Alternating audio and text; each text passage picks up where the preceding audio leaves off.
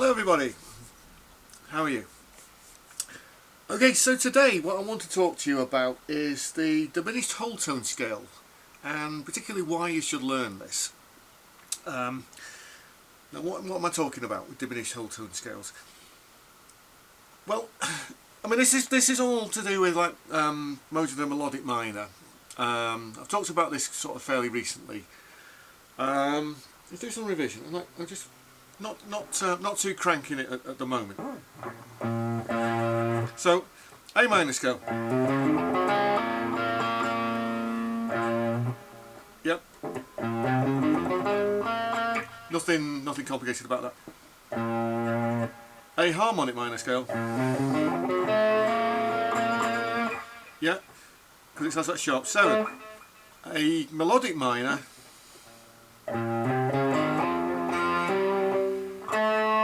Has that sharp 6.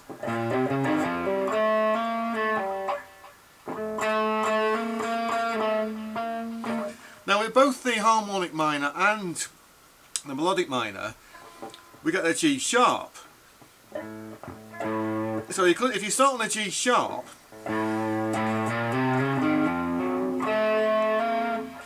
on a harmonic minor you get that pattern.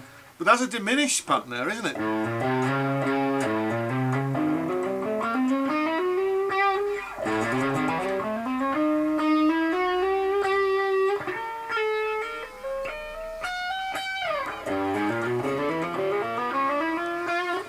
That's worth practicing anyway.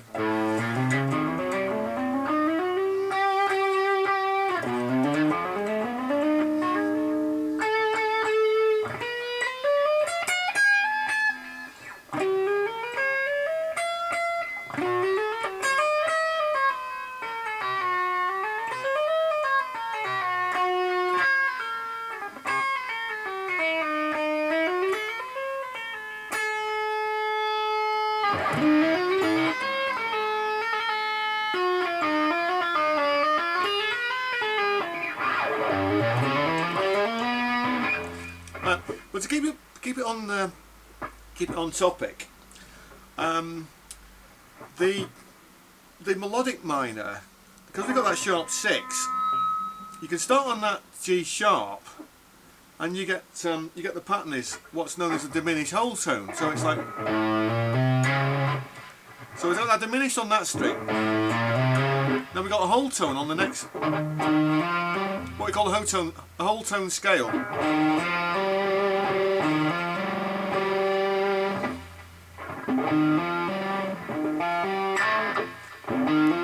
Now, a whole tone scale.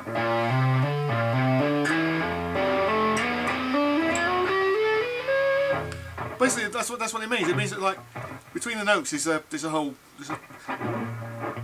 what you call a whole tone. That's like a half tone. It's like 1 fret. A whole tone is like 2 frets. So basically, like we got this whole tone, what's known as a whole tone scale pattern.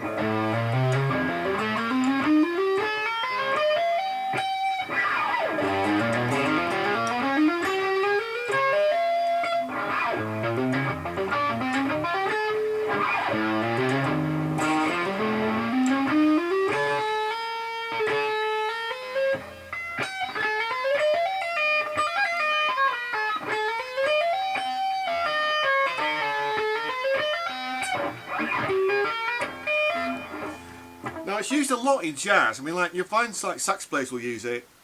It's associated with like people John Coltrane and people of that caliber. But what it means is that like say if somebody throws like an A minor chord at you, an A minor what? Well, we don't know what it is at the moment. If it's just a basic A minor.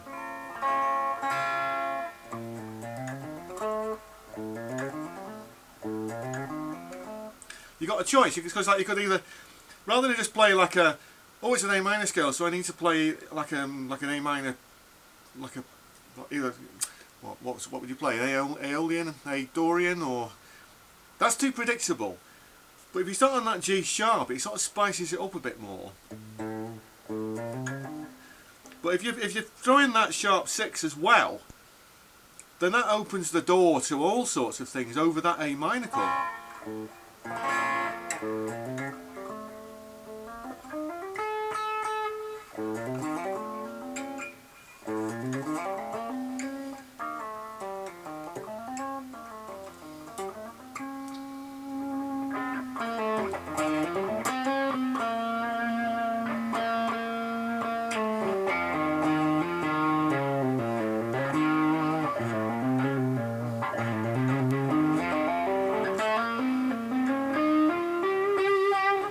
Yeah.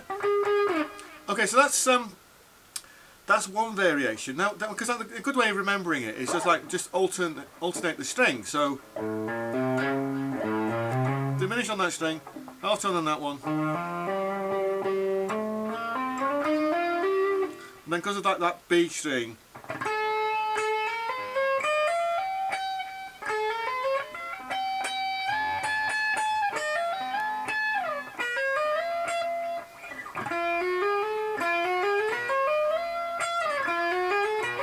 yeah. Okay, so that's that one. Now, if you actually start on the whole tone, we'll do it in the eighth, just for consistency.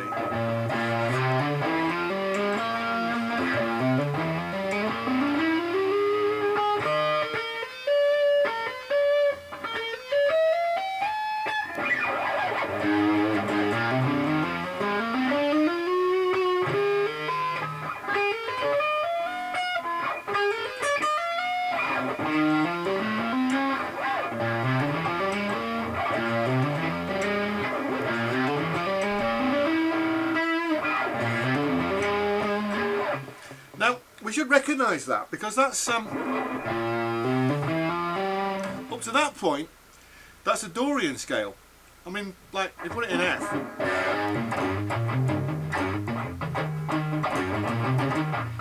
Now, you would play that major 7, but you're playing a flat 7 or a dominant 7. So this is the Lydian dominant. So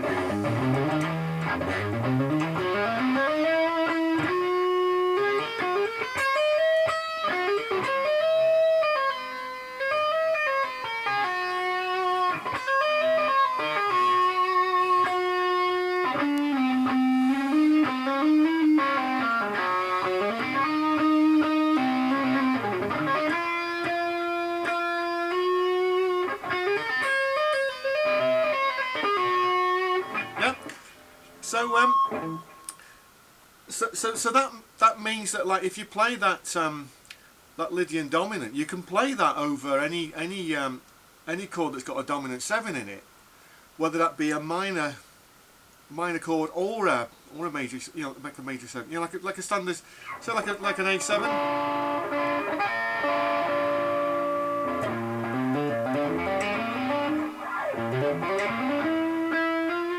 Yeah, it would fit. It would fit. There's one more thing you can do as well, because now we're starting to get into like the scale stacking stuff that we talked about recently as well. Because we know that it's almost a Lydian scale.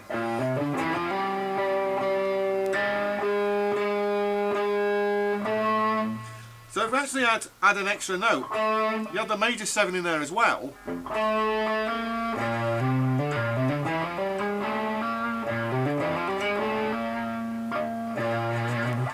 Then that means that we've just created this scale, which is like a Lydian. Well, it's a Lydian, but it's got a dominant 7 and it's got the major 7 in it as well. Then that opens it out to like sort of either more sort of outside playing as well. And we're starting to get into sort of Holdsworth territory, and like I was saying, John Coltrane as well.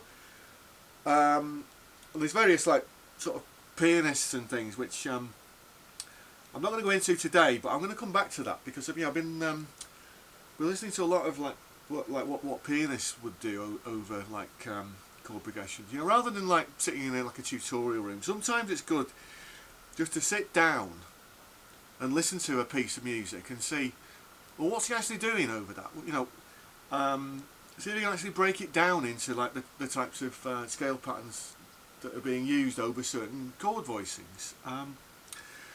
So I hope you got something out of that. I certainly did. But basically, like, just to summarise, that we can play that diminished part, or we can play this. So that we can play that over a major chord, or we could play it over a minor chord as well if you wanted, if you really wanted to. But that's a bit more outside. I mean, depends how weird you want to go. Okay, so yeah, I'm going to leave it there for today. Plenty more to talk about. If you're new to the channel, welcome. Please consider subscribing. Please comment below with your thoughts. I'll see you next time. Thanks for watching.